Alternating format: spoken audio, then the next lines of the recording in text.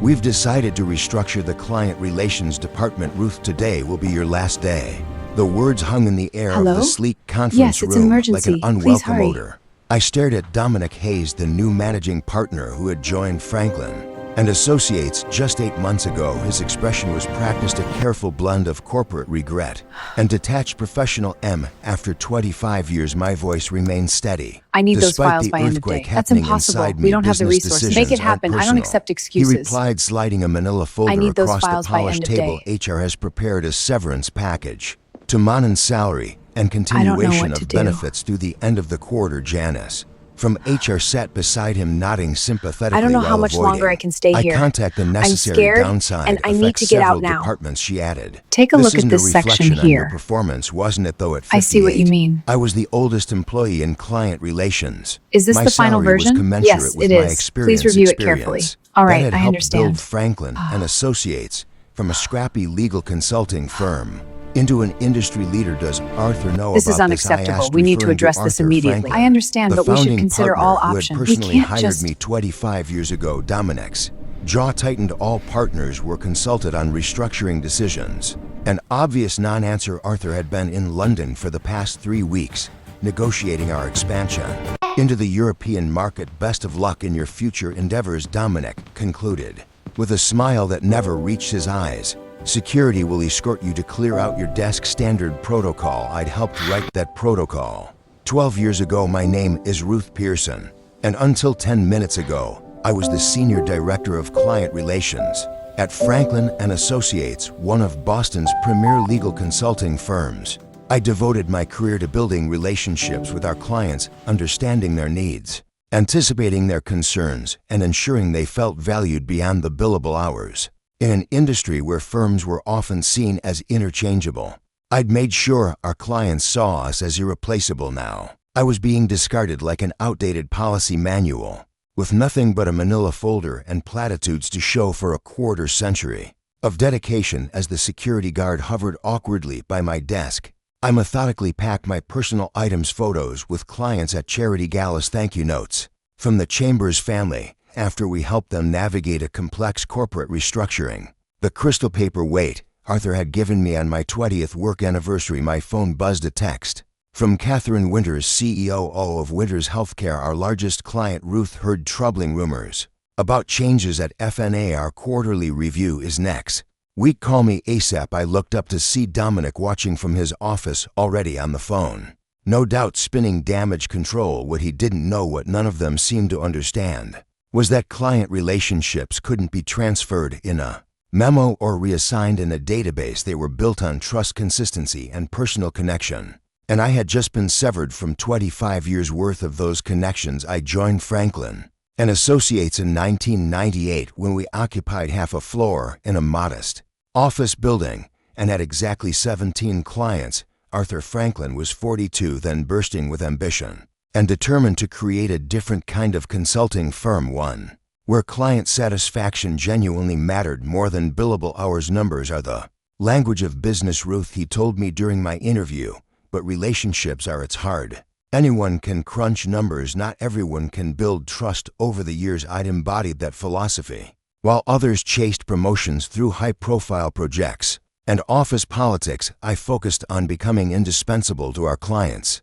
I remembered their children's names and college choices. I knew which clients wanted detailed technical explanations and which preferred big-picture summaries. I tracked company milestones, leadership changes, and strategic pivots so we could anticipate their needs rather than merely respond to them. You're the relationship architect, Arthur had said at my 20th anniversary celebration. You've built the foundation that supports everything we do. The firm had grown steadily under Arthur's leadership, but things began to change 2 years ago when we took on outside investors. To fuel expansion, new partners joined the leadership team, bringing Harvard MBS and strategic visions that increasingly prioritized efficiency metrics over client experience. Dominic Hayes, with his slick presentations and ruthless focus on the bottom line, had been the most aggressive of these additions since his rival. Employee turnover had increased by 40%. The unofficial motto had shifted from Arthur's clients first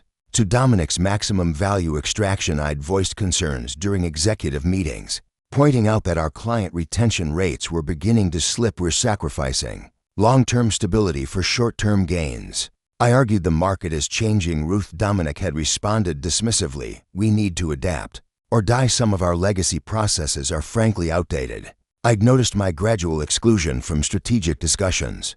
Over the past 6 months, meeting invitations stopped arriving. Email threads omitted my address. Younger team members were assigned to key client accounts as secondary contacts. Without my consultation, still I'd assumed my institutional knowledge and client relationships would protect me. After all, I managed relationships with clients who represented over 60% of our annual revenue. Catherine Winters alone brought in nearly $4 million yearly and had explicitly stated in her last contract renewal that she wanted me as her primary contact. Recently, though, I'd sensed something more ominous brewing. Last week, I'd overheard Dominic on the phone. The restructuring gives us an opportunity to trim the legacy fat. Their retirement plans would cost us millions in the long run. I should have seen it coming, but after 25 years, I'd made the mistake of thinking loyalty still counted for something. The humiliation of being escorted from the building like a security threat still burned. 3 days later, I sat in my apartment surrounded by job search websites and unanswered texts from colleagues. My LinkedIn profile had exploded with views. Nothing like a sudden termination to make you temporarily interesting. My landline rang, a rare occurrence. These days, I almost let it go to voicemail until I recognized the number. Hello, Ruth, it's Arthur. His familiar British accent was tighter than usual. I just landed from London and heard the news. This wasn't authorized by me. A complicated wave of emotions crashed over me. Relief that Arthur hadn't approved proved my termination, anger that it had happened anyway, and a lingering sense of betrayal that he hadn't protected me. Despite our history, well, it happened regardless, I replied, keeping my voice neutral. Dominic said all partners were consulted. I was deliberately sidelined. Arthur said, his frustration evident. They waited until I was overseas dealing with the EU regulatory issues. The executive committee pushed it through on an emergency approval basis, citing immediate necessity to improve quarterly projections. Before our investor meeting, 25 years, Arthur, I deserved better than a 10-minute meeting and a security escort. You deserved much better, he agreed. I want to make this right. What if I bring you back? We can call it a misunderstanding, a communication error.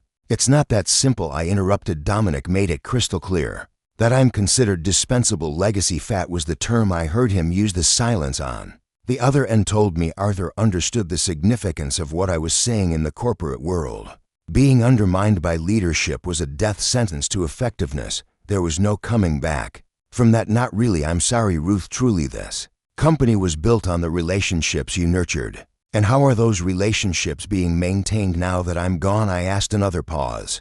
Dominic assigned your accounts to the junior partners. Melissa Bennett is handling Winters' healthcare.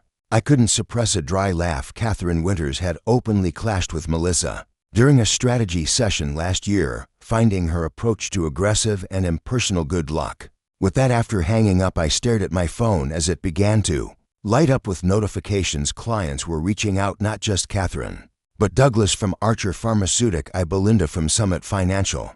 The entire executive team at Westridge Manufacturing. Word was spreading about my departure. I hadn't reached out to any of them. I was too professional to badmouth my former employer, regardless of how they treated me. But clients talk to each other. They belong to the same industry groups, sit on the same boards, attend the same conferences. My doorbell rang. A courier handed me a thick envelope. Inside was a formal letter from Catherine Goldstein, the most sought-after headhunter in Boston's consulting world, along with a handwritten note.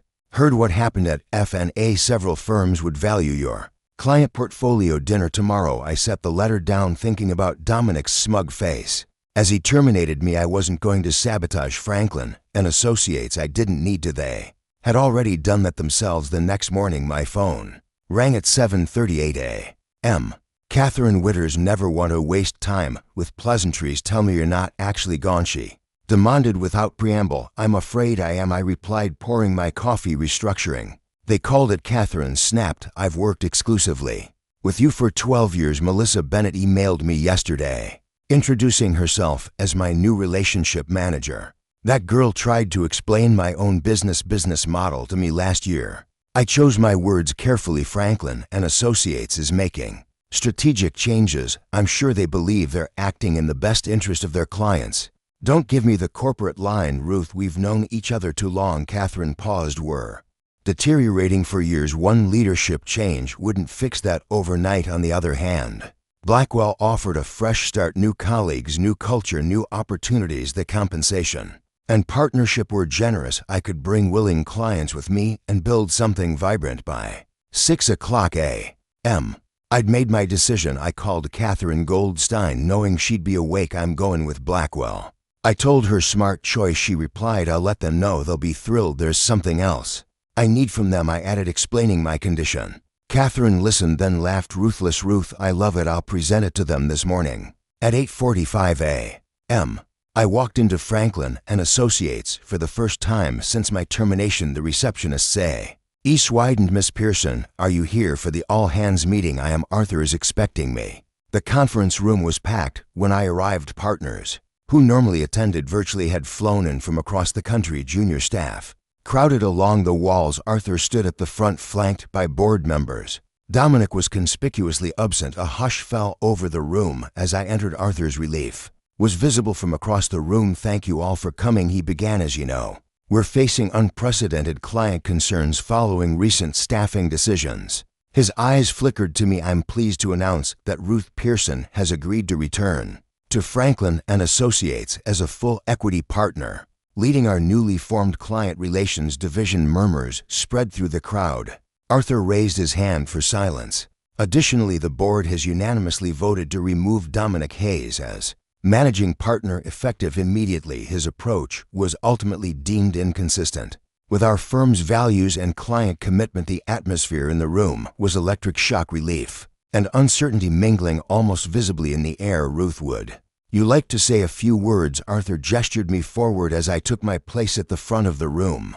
I saw Thomas give me a subtle thumbs up from the back wall. I surveyed the faces before me, some hopeful, some wary, all attentive. Thank you, Arthur. I appreciate the offer to return as partner. I began. However, I must clarify something important. I'm not coming back to Franklin and Associates. Arthur's face froze in confusion. Several board members exchanged alarmed glances. Instead, I continued calmly, I'm pleased to announce that I've accepted a partnership position at Blackwell Consulting, which has just completed acquisition negotiations with our capital to purchase a controlling interest in Franklin and Associates. The room erupted in shocked exclamations. Arthur looked as though he'd been struck. The transition will begin next week, I continued once the noise subsided. Blackwell has assured me they value the institutional knowledge and client relationships built here. There are no plans for mass layoffs or restructuring unless, of course, they're deemed necessary for efficiency. Arthur stepped forward. Ruth, what have you done? I haven't done anything, Arthur. Blackwell has been seeking to expand their Boston presence for years. Her eyes in capital as majority shareholder in FNA was happy to consider their offer, especially given recent client instability. It's just business, after all, nothing personal. As the implications sank in, I saw the dawning realization in Arthur's eyes. He had failed to protect me when it mattered. He had allowed loyalty to be sacrificed for short-term gains, now facing his own obsolescence. He understood the true cost of those decisions. The meeting dissolved into chaos as I walked out. Hi, my phone buzzed with a text from Catherine Winters. Just heard the news. Dinner tonight to discuss Winters Healthcare's future with Blackwell. Franklin. I smiled as I stepped into the elevator. I hadn't sought revenge, but justice had found its way to me nonetheless. The Boston Business Journal broke the story the next morning. Consulting shakeup. Blackwell acquires Franklin and Associates after client exodus. The article detailed how the departure of a key senior executive had triggered an unprecedented client revolt, destabilizing the firm enough to make the acquisition possible.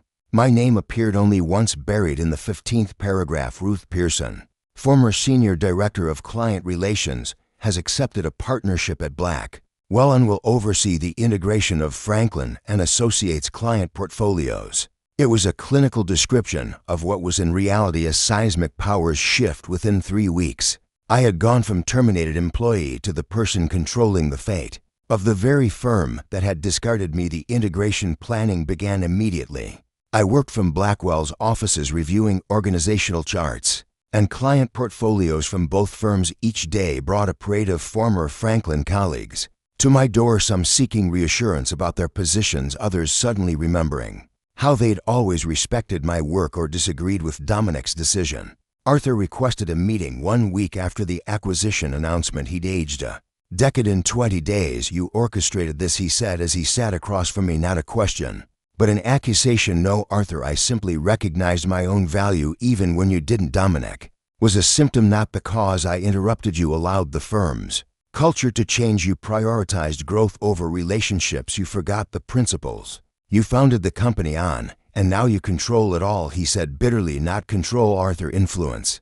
There's a difference. One you use to understand. I slid a document across the desk. Blackwell is offering you a 3-year consulting position, advisory only, no management responsibilities. It's generous considering the circumstances. He stared at the paper, then at me. And if I refuse, then you walk away with nothing but your ownership payout, your choice. 6 months after the acquisition, Blackwell Franklin Consulting occupied 2 floors of a gleaming downtown tower.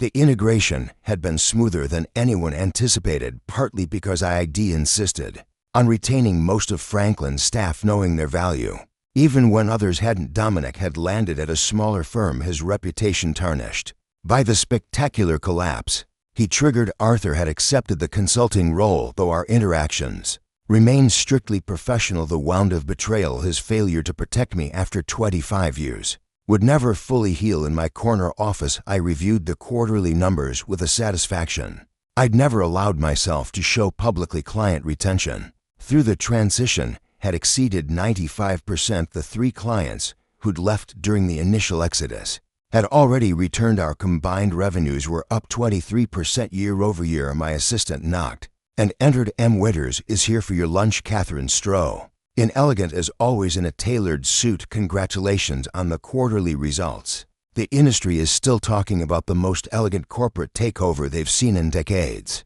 I smiled. It wasn't a takeover, it was a market correction. Call it what you want. Catherine laughed. You proved what I've always known in professional services.